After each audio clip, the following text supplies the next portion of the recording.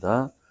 우리 하나님 말씀은 요한복음 1장 12절, 13절 두 절만 공부하겠습니다. 여러분이 다 잘 아시는 그런 말씀입니다.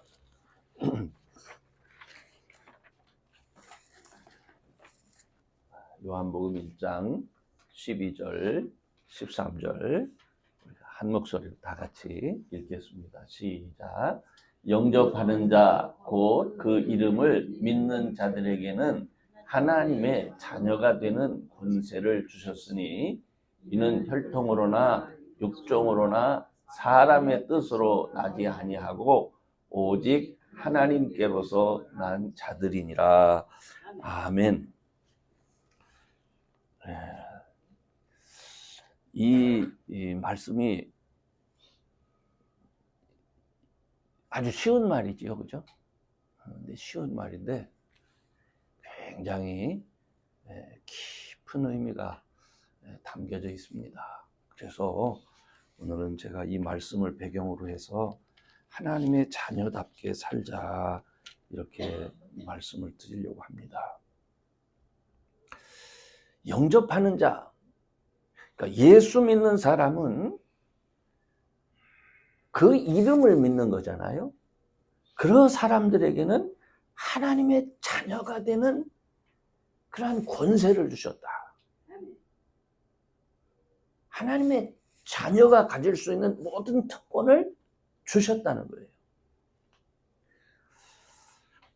사실 이 말씀은요, 유대인들에게는 굉장히 기분 나쁜 얘기입니다. 왜냐하면 자기들은 하나님의 백성이라고 생각하고 있었거든요. 자기들은 자기들의 조상 아브라함이 하나님께 약속을 받았고 또 모세를 통해서 혈통적으로, 그죠? 혈통적으로. 그리고 모세를 통해서 하나님이 직접 주신 율법도 있고 약속도 있고 율법도 있고. 그래서 자기들은 하나님의 자녀라고 이제 생각을 하고 있는데 예수님의 제자였던 사도 요한이 아니야. 예수님을 영접하는 자, 그 이름을 믿는 자들이 이제는 하나님의 자녀야. 그 이름을 믿는 자들이 이제 하나님의 자녀가 된 그런 세상이 됐다.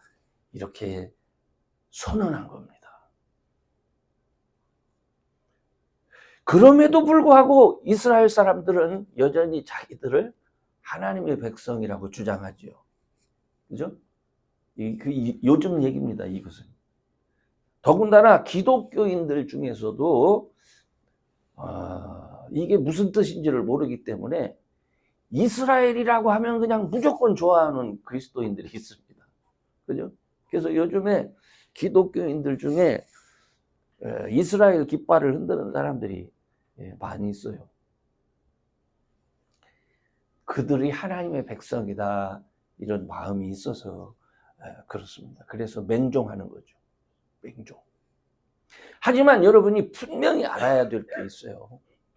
예수님이 오시기 전까지는 하나님께서 이스라엘 민족을 통해서 하나님의 살아계심을 나타내려고 힘쓰셨어요.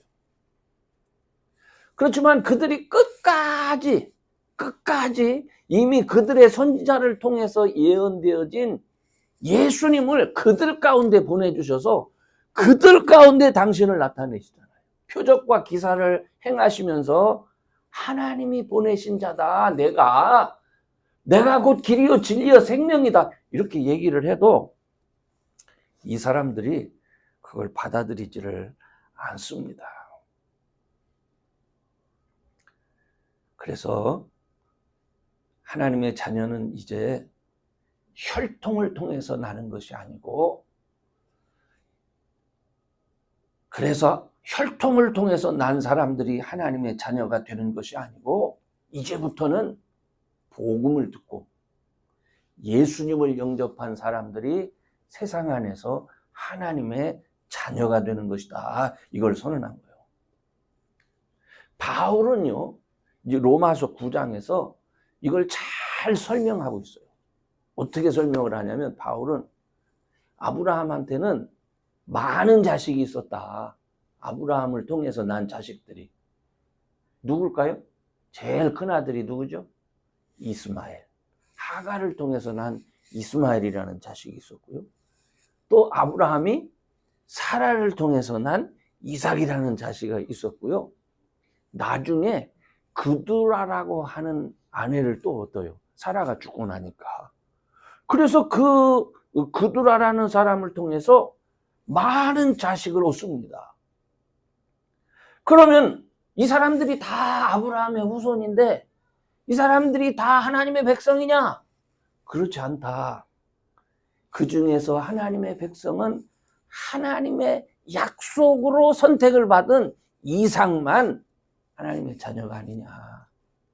마찬가지다. 혈통적으로라도 하나님의 약속이 있을 때 자녀가 되는 것처럼 이제 하나님의 자녀는 하나님께서 예수 믿을 때에 누구든지 예수님을 영접하는 자에게 그 이름을 믿는 자들에게 하나님의 자녀가 되도록 하셨다. 그래서 더 이상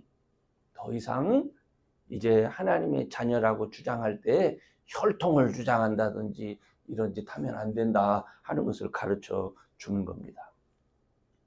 이게 왜 중요하냐면 바로 우리가 이제 예수님을 믿고 하나님의 자녀가 됐기 때문에 그렇습니다. 근데 많은 분들은 이 사실을 성경은 그렇게 말하고 있지만 이거를 깊이 있게 이렇게 받아들이지를 못합니다.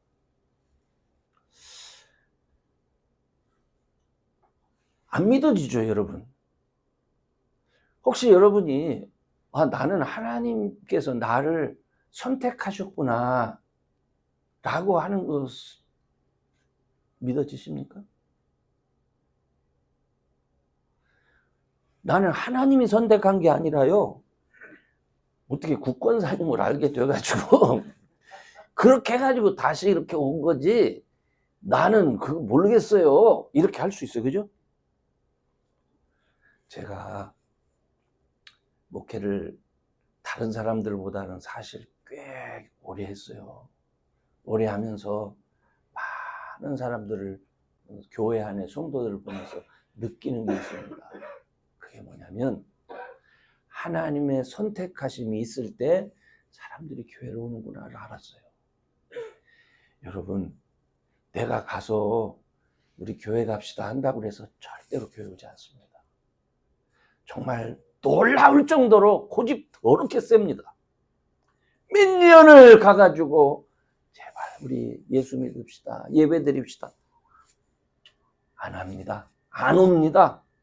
그래서 느낀 게 뭐냐면 교회에 와서 예배를 드리는 사람들은 그를 향하신 하나님의 선택이 있었구나 하는 걸 알게 됐어요. 하나님의 특별한 선택이 있는 사람이 어떤 방법으로든지 예배 자리에 올 수 있는 거예요. 전 그래서 이게 참 귀한 거로구나. 그래서 제가 옛날에는요, 잘 모른다고 하면 안 되지. 초보 목사일 때는 그냥 누구의 인도를 받고 온다 이것에 대해서 그것이 얼마나 귀한 것인지를 몰랐습니다. 근데 이제는 하나님께서 특별히 계획하시고 선택한 사람이 아니고는 하나님 앞에 나올 수 없구나 하는 것을 제가 알게 됐어요. 그래서 요즘은 그냥 교회에 나오기만 하잖아요. 그것이 얼마나 귀한 것인지를 이제 알게 됐습니다. 얼마나 감사한지 모릅니다. 그러 저는 이 자리에 있는 여러분들이 그 마음속에 목사님 나는 그렇게 잘 안 느껴지거든요. 이렇게 할 줄 몰라요. 맞아요. 여러분 그렇게 안 느껴질 수 있어요. 그런데 실제로 하나님께서는 여러분을 선택하셨다 하는 것을 제가 가르쳐 드리는 거예요. 제가. 우리 어릴 때 너 임마 다리 밑에서 주워 왔어. 그러면은 이거 갈등색입니다. 이거 진짜 같기도 하고 우리 엄마 아빠가 나를 그렇지 않고서야 이럴 수가 있을까 이런 생각도 들고 그렇죠.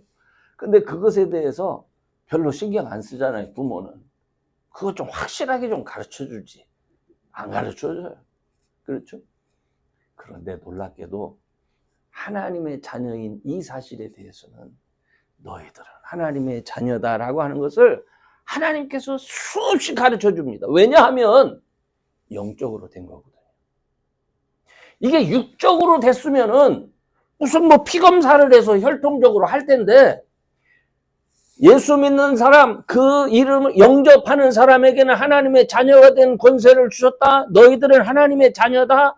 수없이 하나님이 강조하십니다. 너희들은 내가 택한 백성이야. 너희들은 하나님의 자녀야. 왜 하나님이 이렇게 수없이 강조할까요? 이게 느껴지지가 않거든요. 이것을 받아들일 수 있는 방법은 딱 한 가지밖에 없어요. 뭘까요? 내가 하나님의 자녀야 라고 하는 것을 받아들일 수 있는 방법 딱 한 가지. 그게 뭐죠? 믿음입니다. 믿음. 믿음으로 받아들이는 거예요. 믿음으로. 아멘? 자, 이것을 믿음으로 받아들이는 사람들이 제일 먼저 하는 일이 뭐냐? 그게 예배예요. 많은 분들이 예배를 그냥 예수 믿으면 교회 가서 하는 어떤 행사로 알아요. 행사. 그렇잖아요. 지난주에도 제가 말씀드렸지만은 하나님께서 모세를 통해서 이스라엘 백성을 구원하실 때에 그 백성을 구원하시는 목적이 있다고 했어요. 그죠? 하나님이 이스라엘 백성을 구원하시는 목적이 뭐죠? 세상 많은 사람들 가운데서 하나님을 예배하는 예배하는 민족으로 세우시기 위해서 그들을 구원하신다는 거예요. 그러니까 오늘날 우리가 예수를 믿잖아요. 그러면 그 예수를 믿는 사람들이 제일 먼저 해야 되는 일이 뭐냐? 할렐루야. 그 예수를 믿는 사람들이 제일 먼저 해야 되는 일이 예배입니다. 예배. 그래서 이 예배가요, 별것 아닌 게 아니에요. 이 예배가 중요한 거예요. 로마서 8장 28절에 제가 여러분들한테는 그냥 한번 들어보세요. 이런 말씀이 있어요. 하나님을 사랑하는 자, 곧 그 뜻대로 부르심을 입은 자들에게는 모든 것이 합력하여 선을 이루느니라. 이런 말씀이 있어요. 여러분, 하나님을 사랑하는 자, 곧 그 뜻대로 부르심을 입은 자, 그 뜻이 뭡니까? 그 뜻이 하나님을 사랑하는데 하나님께서 그 뜻대로 부르심을 받았다는 거예요. 근데 거기서 그 뜻대로 받은 사람은 모든 것이 합력해서 선을 이룬대요. 인간적으로 나쁜 것처럼 보였는데 오히려 그 나쁜 것이 나중에 돌아보면 전화위복이라는 말이 있죠. 그렇게 된다는 거예요. 근데 그것은 그 뜻대로 부르심을 받은 자들이 그렇다는 거예요. 근데 그 뜻대로가 뭐예요? 하나님의 뜻은 뭐라고 그랬어요, 아까? 예배하는 자. 예배하는 자. 하나님을 사랑하는 자, 곧 예배하기 위하여 부르심을 받은 자들은 모든 것이 합력하여 선을 이룬다. 그 말입니다. 아멘. 그래서 저는 2025년도 여기 모인 우리 모두에게 합력해서 선을 이루는 그런 은혜가 정말 넘치기를 소원합니다. 아멘. 여러분은 이것을 위해서, 이런 것들을 경험하기 위해서 예배의 자리에 오는 거예요. 지금은 하나님께서 예배 드리는 자를 찾는 시대입니다. 요한복음 4장 23절에서 24절 중에 이런 말씀이 있어요. 아버지께서 참으로 예배하는 자들은 찾을 때가 오신다는 거예요. 예배하는 자들은 신령과 진정으로 예배를 드리는데 곧 이때라. 아버지께서는 이렇게 자기를 예배하는 자들을 찾으시느니라. 그래서 하나님은 영이시기 때문에 예배하는 자가 신령과 진정으로 예배해야 된다. 하나님의 자녀들이 해야 될 가장 첫 번째가 뭐라고 그랬죠, 지금? 예배. 우리가 내가 하나님의 자녀라는 사실을 온전히 믿지 못하기 때문에 내가 왜 예배를 해야 되나 하는 거예요. 하나님은 이 예배를 통해서 그 자녀와 교제하기를 원하셔요. 이 예배를 통해서. 여러분이 사실은 너희들은 하나님의 자녀야, 이것을 여러분이 알아야 되는데 이렇게 예배에 오니까 목사가 자꾸 얘기를 하는 거예요. 왜냐하면 저에게 하나님께서 여러분들에게 하나님의 자녀라는 사실을 계속 가르쳐라, 꼭 말씀하셨기 때문에 그런 거예요. 그렇잖아요. 여러분을 누가 세상에서 생활하는데 한 주일 동안 가정 생활을 하면서 두 부부가 당신은 하나님의 자녀요 라는 말을 한마디 들어보셨습니까? 이번 한 주 동안? 할 기회도 없고 할 이유도 없잖아요. 그죠? 근데 예배의 자리에 오면 여러분은 하나님의 자녀입니다. 이거를 상기시켜 주는 거예요. 예배. 그래서 이것을 상기시키면서 하나님이 기뻐하시는 게, 내가 하나님의 자녀니까 하나님을 기쁘시게 하는 일을 해야 되잖아요. 그것을 찾는 거예요. 하나님이 이 모세오경 안에 이 구약 성경을 보면 이스라엘 백성에 관한 이야기가 쭉 기록이 되어져 있는데 모세가 수없이 이런 말을 해요. 들으라 이스라엘아. 들으라 이스라엘아. 이거는요, 모세가 수없이 반복하는 말입니다. 아주 귀에 딱지가 앉을 정도로, 아주 귀찮을 정도로 들으라 이스라엘아. 뭘 이렇게 들으라고 하는지 계속해서 그렇게 얘기를 합니다. 그렇죠? 그러면서 하나님이 가르쳐 주신 말씀을 계속 되풀이해서 반복해서 강조하는 거예요. 그런데 그렇게 강조함에도 불구하고 이스라엘이 어떻게? 안 듣습니다.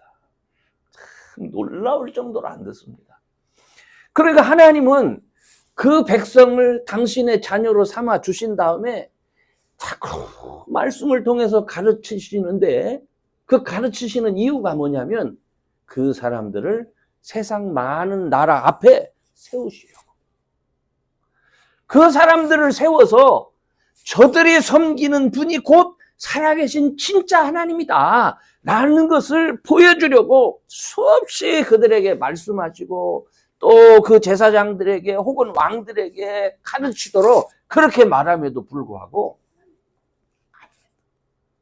결국 어떻게 됩니까?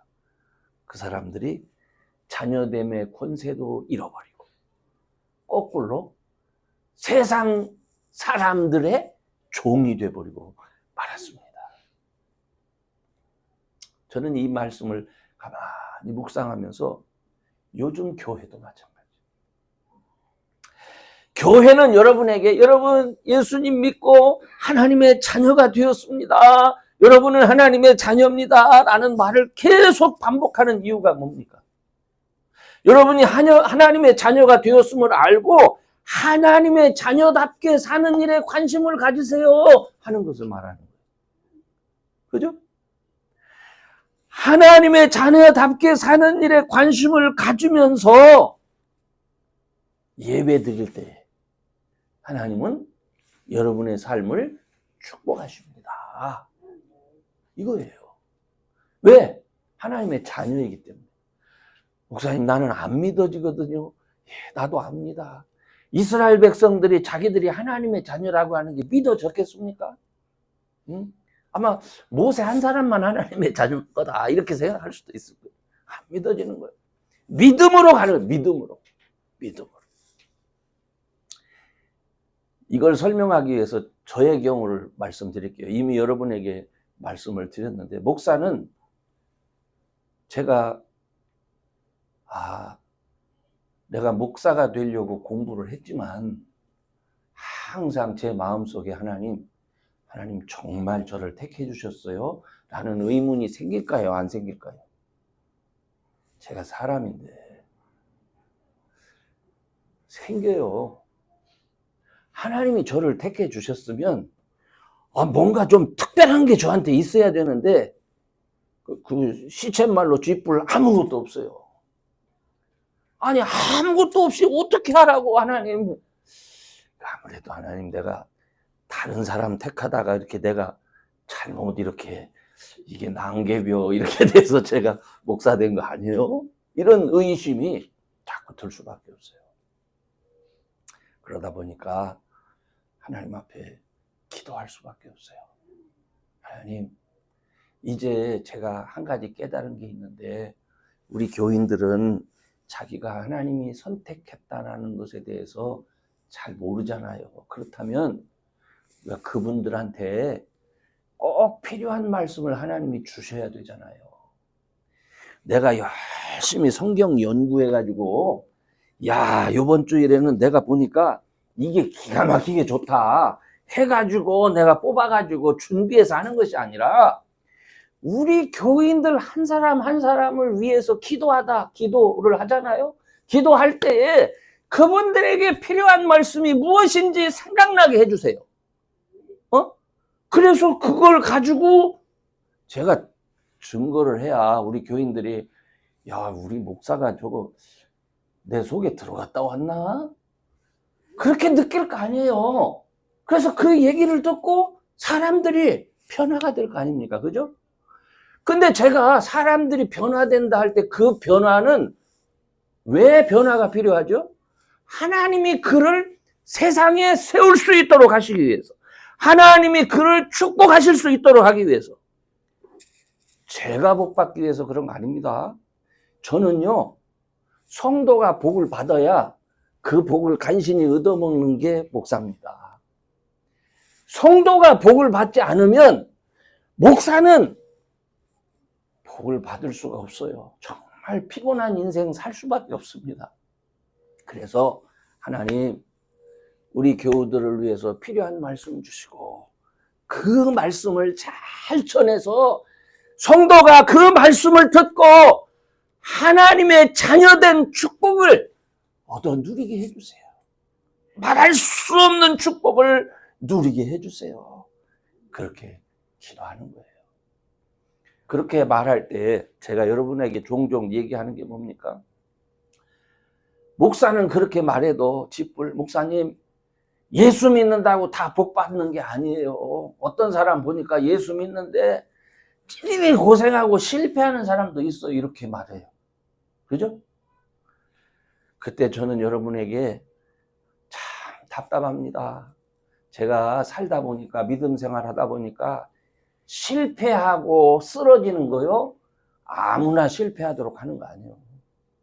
믿음이 엄청나게 있어야 하나님이 그 사람에게 그 실패를 통해서 뭔가를 가르치시기 위해서 실패도 주시는 것이지, 믿음 없는 사람들이 이제 예수 믿고 와가지고 하나님의 축복을 경험하기도 전에 하나님이 실패, 그런 건 생각도 하지 말아야 되는데 그런 생각을 하면서 하나님의 축복하심을 의심하는 사람들이 있더라고요. 그래서 저는 여러분에게 부탁을 드립니다. 모세가 애굽의 왕자였지만 백성에게 버림을 받고 미디안 광야에 양치는 노인으로 전락한 것은 모세를 크게 쓰시기 위한 하나님의 계획이 있기 때문에 그런 거예요. 우리같이 모세처럼 안 될 사람들한테는 그런 건 생각도 하지 마세요. 우리는 하나님의 은혜 안에서 하나님의 축복하심을 세상 사람들에게 다 다닐 사람들이에요. 아멘? 그러니까 할 수 있거든이 무슨 말이냐? 믿는 자에게는 능치 못함이 없느니라. 누가 하신 말씀이죠? 예수님이 하신 말씀이에요.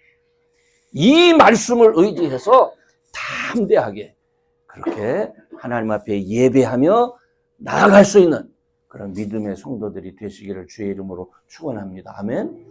마지막으로는 자녀는요, 아까도 얘기했지만 확신을 가지고 아버지께 나아가는 사람들이요.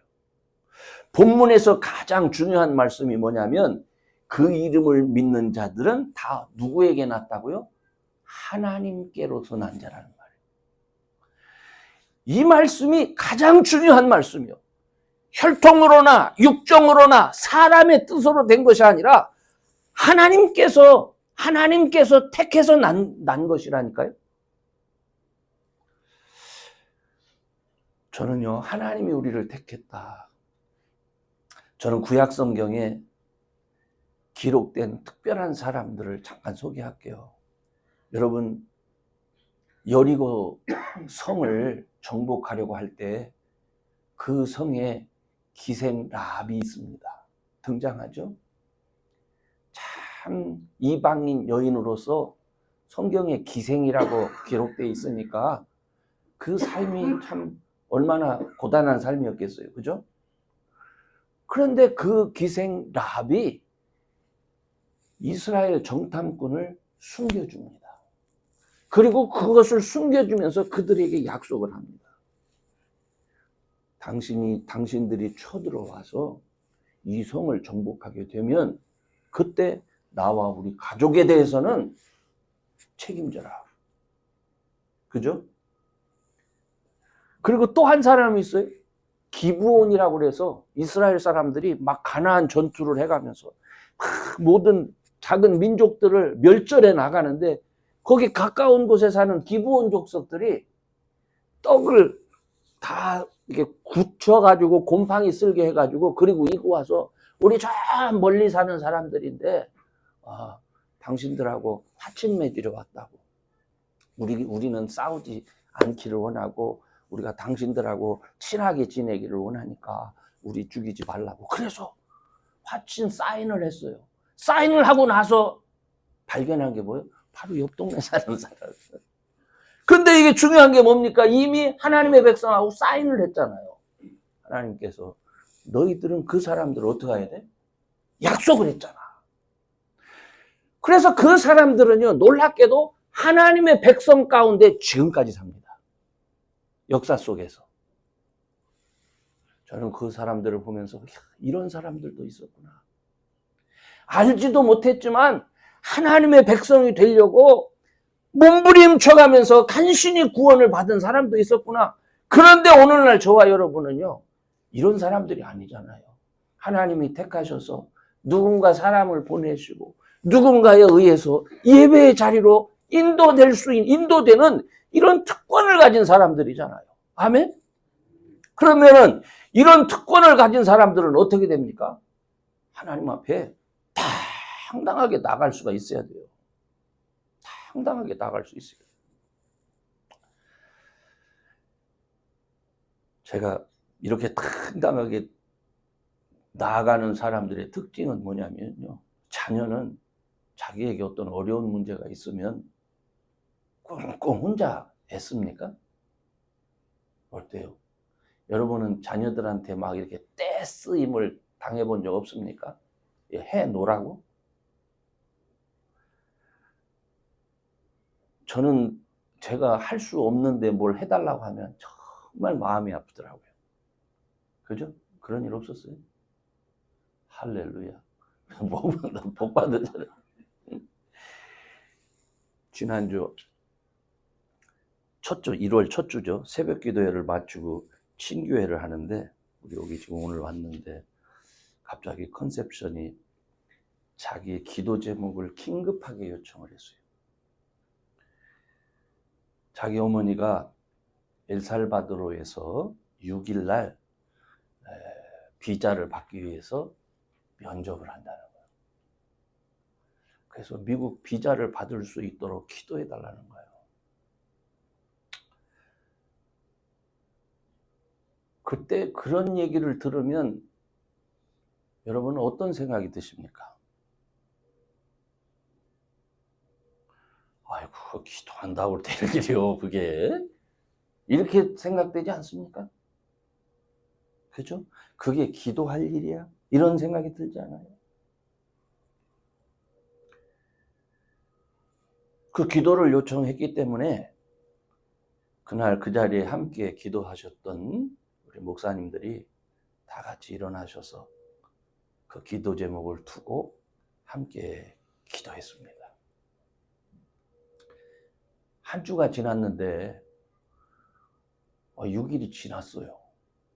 근데 제가 궁금해 죽겠는데 기도는 했는데 기도를 했으면 결과가 있어야 되는데 연락이 없어요. 그래서 우리 집사람한테 아니 그날 분명히 우리가 그 비자 문제 때문에 기도했는데 지금 왜 6일이 지났는데 아무 소식이 없느냐. 난 그게 너무 궁금하다. 그랬더니만 모른다는 거예요. 그래 참 궁금하기는 하고 그렇게 지났습니다. 그런데 어젠가 그저께 그동안 눈이 와서 새벽에 나오지 못했는데 하면서 다시 교회에 나왔어요. 기도를 끝내고 나서 제일 먼저 아니 6일날 어머니 비자 받았는데 어떻게 됐냐고. 어떻게 됐을 것 같아요? 우리 어머니가 비자를 받았다고. 그래서 제가 그 자리에서 할렐루야 하고 소리를 쳤어요. 할렐루야. 계속해서 할 말이 많았겠죠. 우리 어머니는 다른 사람은 가진 것이 많은데 우리 어머니는 아무것도 가진 것이 없는데 그래도 혹시나 하면서 했는데 비자를 받았다 하면서 그런 말을 계속 하는 거예요. 제가 그 말을 듣자 너무너무 감사했습니다. 컨셉션은 그런 문제를 가지고 하나님 앞에 기도하는데 우리 한국인들은 아니 우리 한미교회 교인 한국 교인들은 어떻게 기도할까 하는 생각이 들었어요. 저는 그 기도의 힘을 알아요. 할렐루야. 그래서 여러분에게 부탁을 하고 싶은 거예요. 여러분, 자녀는 어려운 일이 있을 때 아버지께 구할 수 있습니다. 자녀는 예수님께서 말씀하신 대로 예수의 이름으로 무엇이든지 구할 수 있는 특권이 있는 사람들이에요. 자녀라고 하지만 사실 우리가 우리 자신을 볼 때는 자녀답지 못하죠. 우리가 하나님 앞에 온전치 못한 사람이요. 사실은 좀 불효라고 말하면 좀 그렇고 자격이 미달이요, 우리는. 그런데 하나님 앞에 구할 자격조차 없는 우리를 예수님께서 괜찮아. 내가 너 위해서 죄값 다 십자가에서 다 소멸했으니까 내 이름 대고 나가. 예수님이 이렇게 말씀하셨잖아요. 아멘. 그게 우리의 특권입니다. 그러므로 여러분, 우리 하나님의 자녀는 어려운 일이 있을 때 낙심하고 주저앉는 사람이 아니라 자기의 문제를 하나님 앞에 내어놓고 떼쓰고 구하고 기도하면서 하나님의 응답을 받는 사람들. 아멘. 여러분에게 그런 믿음이 있기를 주의 이름으로 축원합니다. 이제 결론적으로 말씀을 드립니다. 요한복음 15장 16절에 보면 주님이 이런 말씀을 하셔요. 너희가 나를 택한 것이 아니야. 내가 너희를 택해 세운 거야. 왜 내가 너희를 택했는 줄 아니? 너희로 가서 과실을 많이 맺게 하고 너희 과실이 항상 있도록 하기 위해서 내가 너희를 택한 거야. 예수님이 이렇게 말씀을 하셨어요.